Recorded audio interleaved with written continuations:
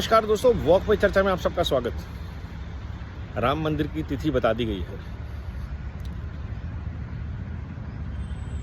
आज भारत ने 10 साल में राम राज्य की तरफ जो चलते हुए कदम बढ़ाए हैं, इस प्रयास ने 10 साल के 60 साल की लूट झूठ और फूट की थोथी राजनीति को दरकिनार कर दिया है। परिवारवादी भ्रष्टाचार से लिप्त पार्टियों के आगे एक ऐसा विकल्प आया है सुशासन का, सनातन वैल्यूज पे आधारित, संस्कृति की ओर प्रेरित, जहां एक नहीं दो नहीं हजारों काम, कई सौ परियोजनाएं सनातन भारत को, हर भारतवासी को समर्पित करके क्रियान्वयन की गई हैं। उनके नतीजे सामने आए हैं और ये सब मुमकिन हुआ है एक व्यक्ति के पुरुषार्थ से, जिसने सारे भारत को सकारात्मक ऊर्जा से प्रेरित किया और इन पथों पे लगाया। नाम सबको पता ही है, नरेंद्र दामोदर दास मोदी। एक व्यक्ति ने राम मंदिर, जो कि असंभव कहा जाता था, करके दिखाया। 370, जिसे कहा गया था कि देश में खून की नदियां बह जाएंगी, करके दिखाया। देश में पुराने से पुराने 20-20, 30-30 साल पुराने पेंडिंग प्रोजेक्ट्स खत्म करके डिलीवर करके दिखाए।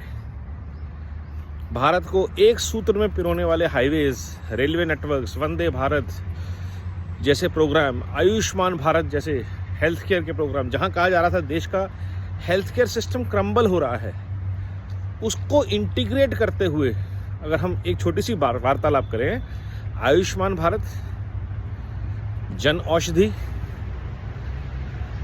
वैक्सीन मैत्री, आयुष मंत्रालय के थ्रू, भारत की प्राचीन पद्धतियों के थ्रू हेल्थ केयर सिस्टम की डिलीवरी, ये ऐसे प्रयास हैं जो भारत की 144 करोड़ की आबादी को देखते हुए तैयार किए गए हैं। क्योंकि हम सबको पता है कि अगर आज Bharat western form of medicine पे चला जाए तो फ़ायदा सिर्फ डॉक्टर और हेल्थ केयर वालों का होना है। इसलिए आयुर्वेद, होम्योपैथी, योग जैसी पद्धतियों को बढ़ावा दिया गया कि लोग इलनेस से वेलनेस की तरफ जा सके और देश का एक जो आम मानवी है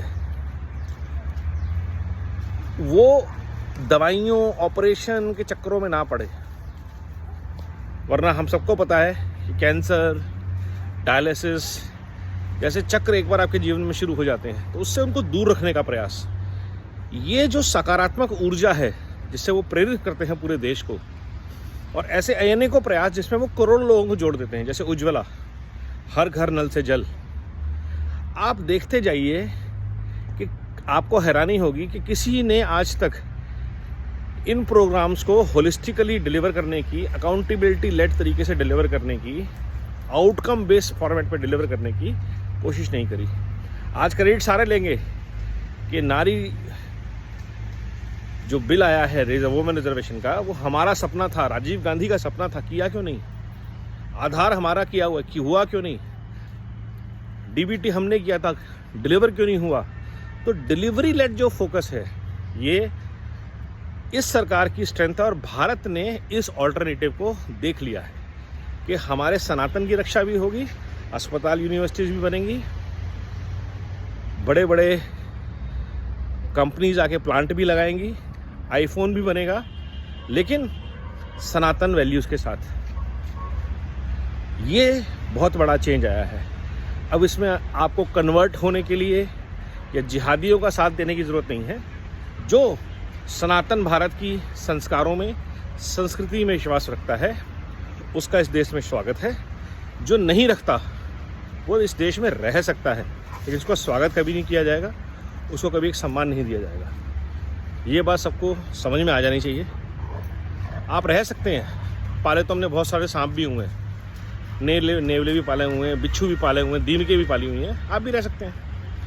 लेकिन आपकी ग्रोथ, आपका सम्मान इस बात पे डिपेंड करता है कि आप भारत के संस्कार और संस्कृति के प्रति कितने समर्पित हैं।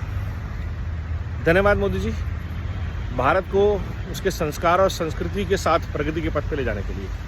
वंदे भारत, वंदे मातरम।